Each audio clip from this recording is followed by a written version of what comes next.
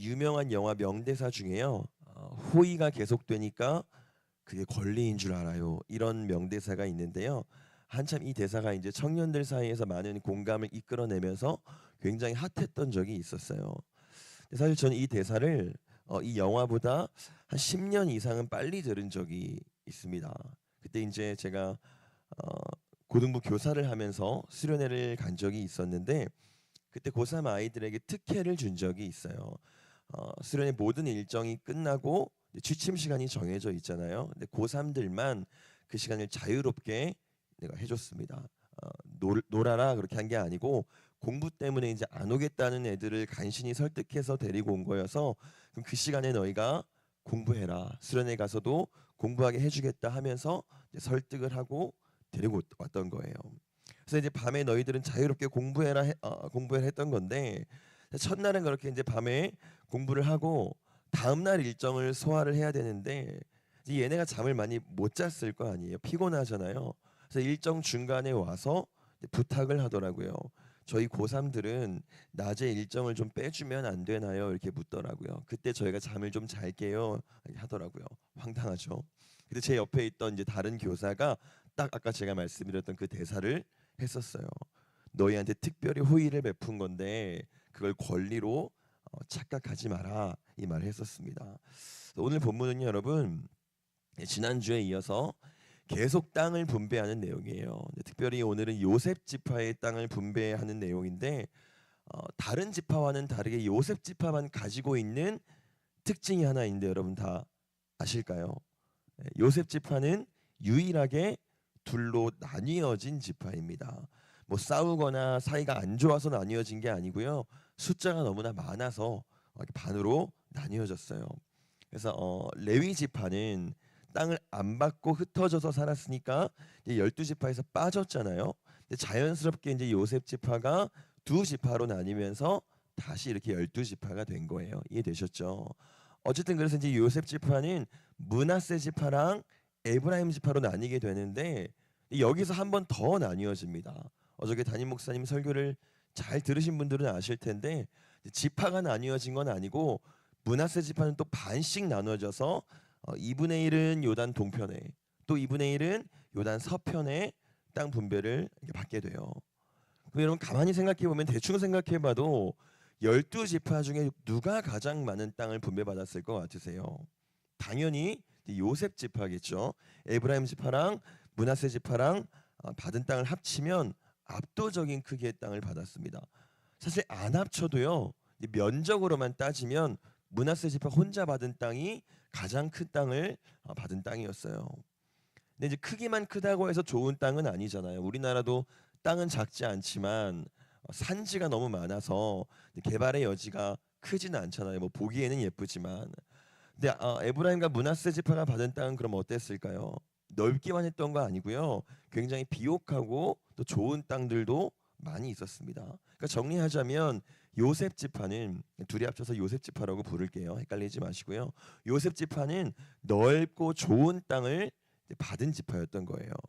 그리고 그 땅을 차지한 지파들한테 하나님은 이걸 요구하십니다. 우리 민수기 33장 말씀 같이 보도록 하겠습니다. 시작. 그 땅의 원주민을 너희 앞에서 다 몰아내고 그 새긴 석상과 부어 만든 우상을 다 깨뜨리며 산당을 다 헐고 그 땅을 점령하여 거기 거주하라. 내가 그 땅을 너희 소유로 너에게 주었음이라. 아멘. 지금 이스라엘 백성들이 이제 가나안 땅을 차지하고 땅도 분배하기는 했지만 아직 완전히 그 가나안 민족들을 다 몰아낸 건 아니에요. 다 완전히 멸망시킨 건 아니에요. 그래서 이제부터는 땅을 분배받은 각 지파별로 개별적으로 자기 땅에 속한 가나안 민족들을 진멸해야 되는 게 그들의 소명이었습니다. 이 명령은 뭐 지키고 싶으면 지키고 말면 마는 그런 명령이 아니고요.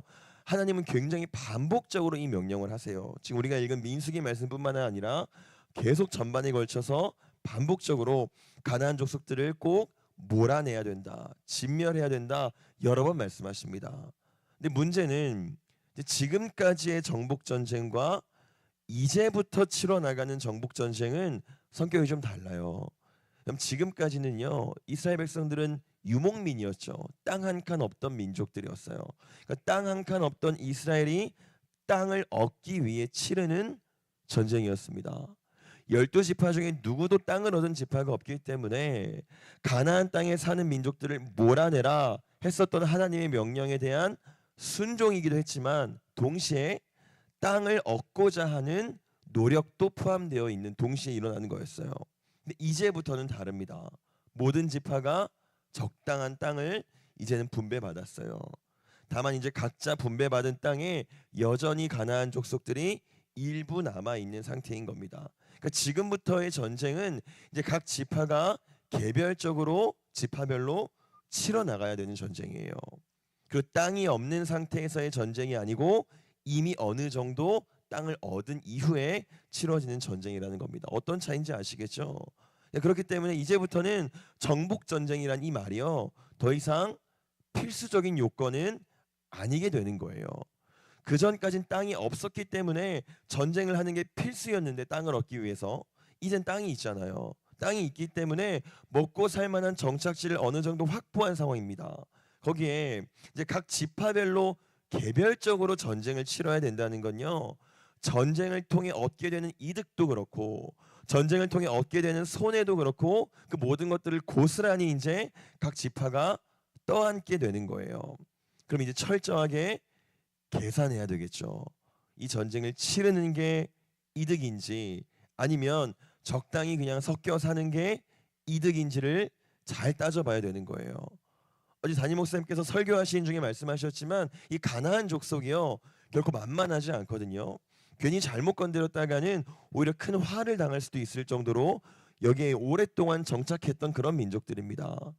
근데 오늘 이제 요셉 지파가 분배받은 땅이 꽤 좋은 땅이라고 제가 아까 말씀드렸죠. 그럼 그 말은요, 거기에는 유독 더 강한 민족이 살고 있다는 뜻도 되는 거예요. 가나안 민족들이 두루 강하긴 했지만 이 요셉 지파들이 차지한 땅은 좋은 땅이었기 때문에 유독 더 강한 민족들도 거기에 살고 있었어요. 그럼 당시 애굽이 왜 강했겠어요? 땅이 좋으니까 그랬던 거잖아요. 그러니까 요셉 지파 입장에서는 이 남아 있는 가나안 족속을 몰아내는 게 굉장히 부담스러운 일이었다는 거예요. 그럼 어떻게 해야 될까요? 부담스러워도 싸워야 될까요? 아니면 땅도 있고 먹고 살 만한 정착지도 얻었고 굳이 안 싸워도 살만하니까 멈춰야 될까요? 요셉 지파는 이렇게 합니다. 우리 보면 10절 같이 보도록 하겠습니다. 시작. 그들이 게셀에 거주하는 가나안 족속을 쫓아내지 아니하였으므로 가나안 족속이 오늘까지 에브라임 가운데에 거주하며 노역하는 종이 되니라. 아멘. 요셉 지파는 전쟁을 멈추기로 결정합니다. 현실적으로 판단했을 때 이건요, 굉장히 합리적인 결정이었어요.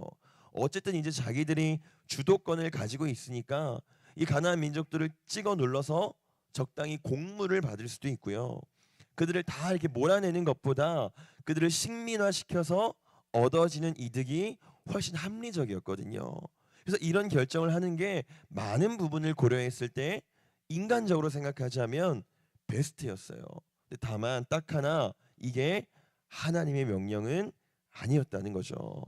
그러니까 보세요, 여러분. 이스라엘은 온 광야를 떠돌다가 땅 한 칸 없이 떠돌다가 이제야 간신히 좀 먹고 살만해졌죠. 정착지가 생겼어요. 처음으로 떨어지는 음식이 아니라 경작해서 얻는 음식을 먹을 수 있을 정도로 이제 정말 먹고 살만해졌습니다. 그래서 요셉 지파가 이런 결정을 내리는 게 뭐 이해가 정 안 되는 건 아니에요. 이제 간신히 땅을 얻고 살만해졌는데 다시 정복 전쟁 하겠다고, 하나님 명령 따르겠다고 그나마 이제 간신히 얻은 것들을 또 잃으면 어떡해요? 그러니까 계산하고 또 계산해야죠. 철저히 이해득실을 따져서 가장 합리적인 결정을 내려야죠. 근데 가만히 한번 생각해 볼게요. 제가 좀 전에 이들이 이제 간신히 먹고 살만해졌다라고 말씀해줬죠. 근데 그게 어떻게 가능하게 된 거죠? 이들이 지금 땅을 얻었고 땅을 분배받았는데 이 땅을 얻게 됨에 있어서 이들의 공로가 있었나요, 없었나요? 전혀 없었잖아요. 공로는커녕 땅을 얻을 자격조차 없는 민족들이었잖아요. 이들의 능력도 없었습니다. 홍해 이후로, 출애굽 이후로 이들이 했던 건 하나밖에 없어요. 그냥 여기까지 걸어온 것밖에 없습니다. 심지어 그 걸어온 과정조차도 밥도 물도 옷도 전쟁도 어느 거 하나도 스스로 해결한 게 없고요. 온전히 하나님의 보살핌으로 여기까지 온 거예요. 정착지를 마침내 얻게 된 겁니다. 그러니까 요셉 지파가 이제야 간신히 먹고 살만해졌는데 그 먹고 살만해졌다는 게 다 하나님의 전적인 은혜 때문에 가능했다는 거예요. 하나님이 부르셨고 동행하셨고 그거에 근거해서 결국에 약속의 땅을 얻게 된 거죠. 그러니까 얼마나 감사해요. 심지어 이들은 그냥 땅도 아니고 제가 처음에 말씀드렸지만 제일 넓고 좋은 땅을 얻었잖아요. 이제 이들이 할 일은 뭐죠? 그냥 감사하면 되는 거예요. 하나님의 은혜로 내가 땅을 얻었으니까 하나님께 순종하면 되는 거예요. 그게 요셉 지파가 할 일인 겁니다.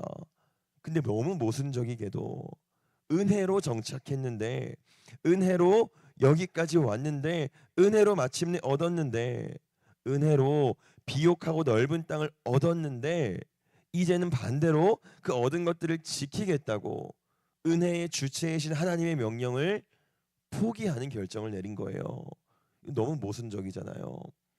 우리를 한번 생각해 볼까요? 내가 은혜로 숨을 쉬고 은혜로 밥을 먹고 은혜로 직장을 다니고 은혜로 자녀를 키우고 은혜로 편안한 집에 지금 누워 있게 됐는데 우리는 오히려 반대로 이 모든 것들을 지키겠다고 이 은혜를 주신 분의 명령을 지키지 않기로 결정하는 거예요. 왜 그럴까요? 합리적이지 않거든요. 합리적으로 한다면 피곤하면 헌신을 멈추고 돈이 없으면 헌금을 멈추고 시간이 없으면 섬김을 멈추는 거예요. 이게 합리적이잖아요. 근데 여러분 우리가 합리적이어서 우리의 합리가 탁월해서 우리가 오늘 이 자리에 앉아 있는 거 아니잖아요. 강한 가나안을 약한 우리가 이길 수 없습니다. 아주 합리적으로 주장했던 10명의 정탐꾼과 이스라엘이 어떻게 됐죠? 멸망했습니다. 우리가 생각하는 우리의 생각으로 내는 모든 합리적인 것들의 결과는요 그들과 동일한 결과밖에 없어요. 멸망밖에 없습니다. 우리는 우리의 합리가 아니라 은혜로 여기까지 온 사람들이에요. 그러면 비합리적이어도 충분한 정착지를 얻은 상태라고 할지라도 은혜 주신 분의 명령을 따라 우리는 순종해야 되는 겁니다. 그 명령을 따르는 거예요. 여러분 그리고 애초에 저와 여러분은요 정말 가장 세상에서 가장 비합리적인 은혜를 받은 사람들이잖아요. 무려 창조주가 이 땅에 오셔서 죽어 마땅한 우리를 위해 대신 죽으셨잖아요. 이보다 더 말도 안 되는 비합리가 세상에 어디 있겠어요. 애초에 하나님의 합리적으로 행동하셨다면 우리는 어떻게 됐을까요? 다 죽었겠죠. 우리가 오늘 누리고 있는 이 모든 것들의 근거는 우리 하나님의 은혜인 줄 믿으시기 바랍니다. 다시 말씀드릴게요. 우리가 먹고 입고 자고 누리고 있는 모든 것들은 우리 노력의 결과가 아니고 우리 탁월한 합리적인 선택의 결과가 아니고 은혜의 결과예요. 우리의 탁월하고 합리적인 선택을 얻은 결과가 아니기 때문에 감히 정말 누릴 수 없는 중에 자격 없는 중에 은혜로 누리고 있기 때문에 이건 창조주의 호의인 거지 우리가 당연히 누릴 권리가 아니라는 겁니다. 그러니까 우리는 은혜 주신 분에게 집중하고 그 말씀에 명령하는 게 가장 첫 번째가 돼야 되는 거예요. 우리 할 일은 그렇기 때문에 하나입니다. 순종하는 거예요. 은혜 허락하신 우리 하나님께 순종하는 겁니다. 우리 생각에 때로는 비합리적일 때도 있을 거예요. 그때에도 순종하는 거예요. 실제로 그렇게 하신 분이 있죠. 우리 주님이 그렇게 하셨잖아요. 비합리적이었잖아요. 말도 안 되는 일이었잖아요. 그러나 끝까지 비합리적인 순종을 하셨고 그 순종으로 마침내 저와 여러분을 살려내셨습니다. 우리도 그렇게 하기를 원합니다. 그때 정말 은혜 허락하신 분의 그 은혜가 더욱 더 충만해져서 우리의 삶을 감싸고 또한 우리가 그 은혜를 더 풍성하게 누리게 될 줄 믿습니다. 기도하겠습니다. 하나님,